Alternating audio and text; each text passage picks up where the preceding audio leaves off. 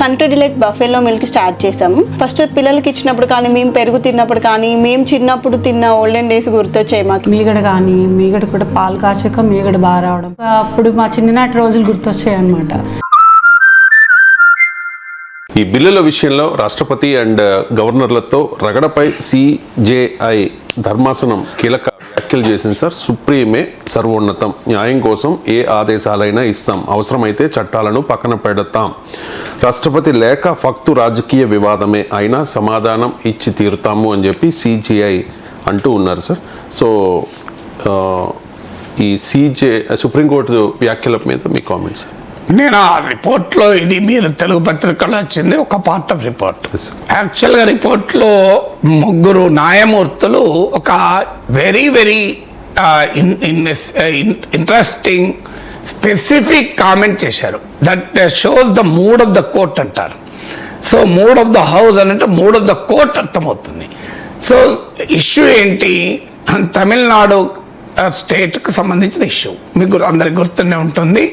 తమిళనాడు శాసనసభ ఆమోదించిన 10 బిల్లుల్ని గవర్నర్ ఏ నిర్ణయం తీసుకున్నా తన దగ్గరే పెట్టుకున్నాడు.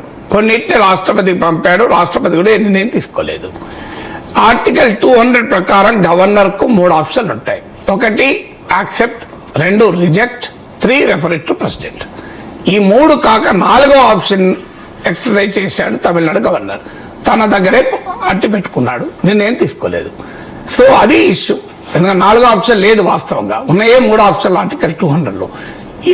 మీరు ఆమోదించండి, తిరస్కరించి తిప్పి పంపండి, లేదా రాష్ట్రపతికి నివేదించండి. ఈ 3 ఆప్షన్స్ ఆర్టికల్ 200లో ఉంటే లేని ఆప్షన్ గవర్నర్ ఎక్సర్సైజ్ చేసి దాన్ని నిరవధికంగా తన దగ్గర పెట్టేసుకున్నాడు.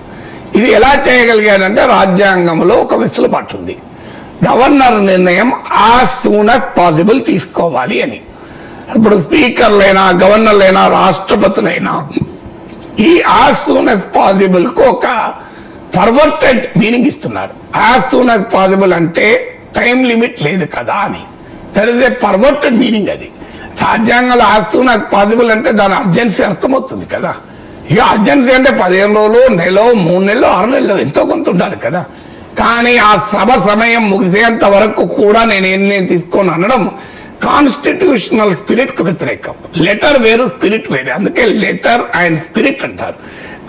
కాన్స్టిట్యూషన్ లో యాజ్ సూన్ యాజ్ పాసిబుల్ ఉంది గనక అది కాల పరిమితి నిర్దిష్టంగా లేదు కదా అని గవర్నర్ల వాదన, కేంద్ర ప్రభుత్వ వాదన. దీనిపైన సుప్రీంకోర్టు తీర్పు చెప్తూ లేదు, ఇది నిరవధికంగా సమయం తీసుకునే అవకాశమే లేదు అని కొన్ని బిల్లులకు 1 month, కొన్ని బిల్లులకు 3 నెలల్లో నిర్ణయం తీసుకోకపోతే ఆటోమేటిక్ గా ఆమోదం పొందినట్టుగానే భావించబడుతుంది అని ఒక తీర్పు ఇచ్చింది తమిళనాడు తీర్పు. ఈ తీర్పు పైన కేంద్రం అభ్యంతరం చెప్తూ సుప్రీంకోర్టుకు ప్రెసిడెన్షియల్ రెఫరెన్స్ ఇచ్చింది.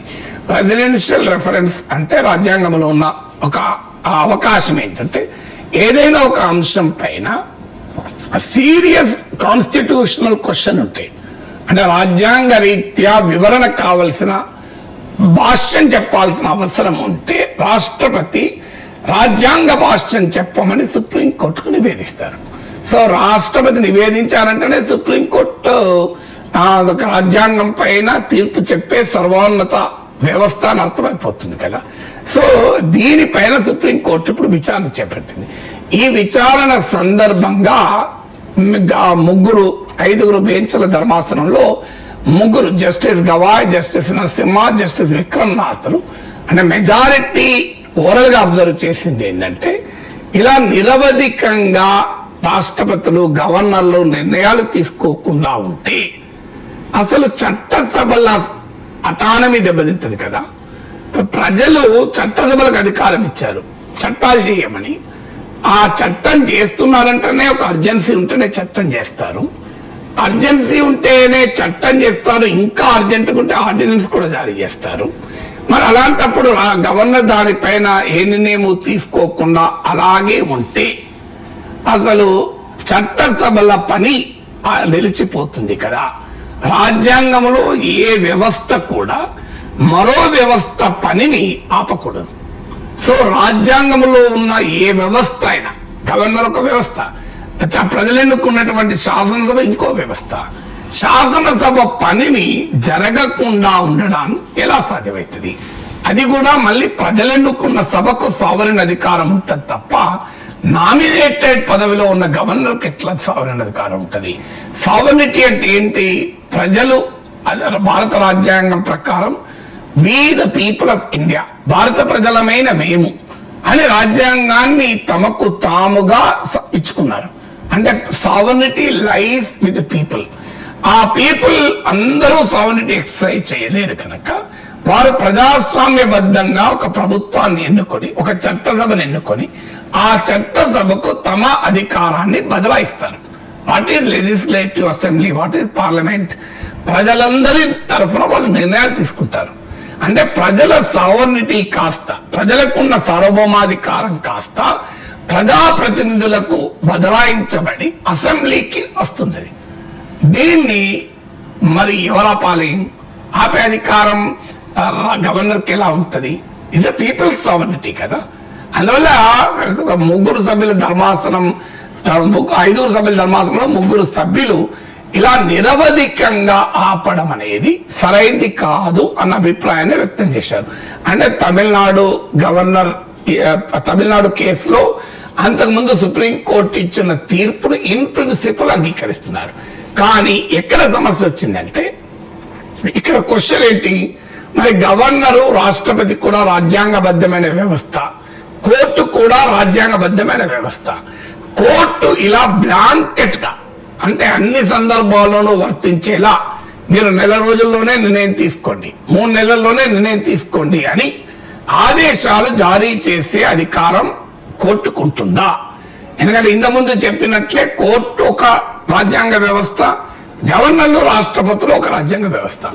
ఒక రాజ్యాంగ వ్యవస్థ మరో రాజ్యాంగ వ్యవస్థకున్న అధికారాలను అతిక్రమించగలదా? ఇది ప్రెసిడెన్షియల్ రెఫరెన్స్ లో ఉన్న ఒక క్వశ్చన్ కూడా. దానికి జస్టిస్ గవాయ్ నిన్న మా ఓరల్ గా అబ్జర్వ్ చేసింది ఏంటంటే, బ్లాంకెట్ ఆర్డర్స్ ఇవ్వడం కరెక్ట్ కాదు అనే మీనింగ్ వచ్చేలా మాట్లాడారు. అంటే తమిళనాడు కేసులో నేను అందుకే ఇంతకుముందు చెప్పింది ఇన్ ప్రిన్సిపల్ అగ్రీ అయ్యారు. కానీ డీటెయిల్స్ ఏంటి? అప్పుడు తమిళనాడు కేసులోమో ఒకవేళ ఒకవేళ ఆమోదం ఇవ్వకపోతే గవర్నర్, ఏ నిర్ణయము చెప్పకపోతే, ఆమోదం కాదు, ఏ నిర్ణయము చెప్పకపోతే ఆమోదము డీమ్ టు హ్యావ్ గివెన్ అని అనుకోవాలి అని కోర్టు చెప్పింది. అందుకే ఇక్కడ జస్టిస్ గవాయ్తో పాటు జస్టిస్ విక్రమ్నాథ్ ప్రశ్న అడిగాడు. 3 ఆప్షన్లు ఆర్టికల్ 200 గవర్నర్కి ఇస్తున్నాయి. 1 ఆమోదించడం, 2 తిరస్కరించడం, 3 రాష్ట్రపతికి నివేదించడం. 1 ఎందుకు డీమ్డ్ గా ఉండాలి? Why deem to accepted, why not deem to rejected, why deem to refer to president? Article 200 3 ఆప్షన్లు ఇచ్చినప్పుడు గవర్నర్ ఏ నిర్ణయం తీసుకోనప్పుడు 3 నెలల తర్వాత డీమ్ టు బి అనుకున్నప్పుడు ఈ 3ట్లో 1 ఎందుకు ఉండాలి అని జస్టిస్ విక్రమ్నాథ్ ప్రశ్నించాడు. దాంతోపాటు జస్టిస్ నరసింహ అన్నది ఏంటంటే, దీన్ని కేస్ టు కేస్ మెరిట్స్ ఆధారంగా చూడాల్సిన అవసరం ఉండవచ్చు అన్నాడు. అంటే 3 కోర్టు చూస్తే బహుశా సుప్రీంకోర్టు తీర్పు ఎలా రావచ్చు అంటే, సుప్రీంకోర్టు తీర్పును మనం స్పెక్యులేట్ చేయకూడదు, కానీ జడ్జిల అబ్జర్వేషన్ల ఆధారంగా కోర్టులో విచారణ తీరుతెన్నులను జాగ్రత్తగా పరిశీలిస్తే the possible order of supreme court ఏంటంటే, రాజ్యాంగము రీత్యా గవర్నర్లు, రాష్ట్రపతులకు కోర్టులు కాల పరిమితిని బ్లాంకెట్ గా, అంటే అన్ని సందర్భాల్లోనూ కాల పరిమితి వర్తించేలా ఆదేశాలు ఇవ్వడం సబబు కాదు. వీళ్ళే కాదు, స్పీకర్ కూడా ఇది వర్తిస్తుంది. 3 నెలల్లో డిఫెక్షన్ పిటిషన్ చూడాలని. అందువల్ల ఇది కేస్ టు కేస్ మాత్రమే చూడాలి. ప్రతి కేసులో మెరిట్స్ ఆధారంగా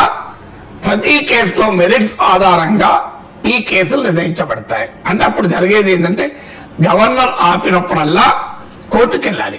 కోర్టు అప్పుడు 3 నెలల టైమో ఇచ్చి ఇది ఈ కేసులో మాత్రం మీరు నిర్ణయం తీసుకోండి అని చెప్తుంది. ఇప్పుడు మేఘచంద్ర సింగ్ కేసు నుంచి ఇటీవల బీఆర్ఎస్ ఎమ్మెల్యేల వరకు, కేసులో పాడి కౌశిక్ రెడ్డి కేసు వరకు జరిగింది ఏంటి? మీరు 3 నెలల్లో నిర్ణయం, స్పీకర్ తాను నిర్ణయం చెప్పాలి అన్నారు కదా. అందువల్ల బ్లాంకెట్ డిసిషన్ కాకుండా కేస్ బై కేసులో ఆ మెరిట్స్ ఆధారంగా చూసుకొని కోర్టులకు రావచ్చు. వచ్చినప్పుడు కోర్టులు కాలపరిమితి నిర్దేశించవచ్చు. కానీ అన్ని సందర్భాల్లోనూ మీరు నెల లోపలే నిర్ణయం తీసుకోవాలి, మీరు 3 నెలలు నిర్ణయం తీసుకోవాలి అంటే గవర్నర్ రాష్ట్రపతులకు ఉండే రాజ్యాంగ స్వయం ప్రతిపత్తిని కూడా ప్రశ్నించినట్లు అవుతుంది కదా అని సుప్రీంకోర్టు తీర్పు చెప్పే అవకాశం కనబడుతుంది.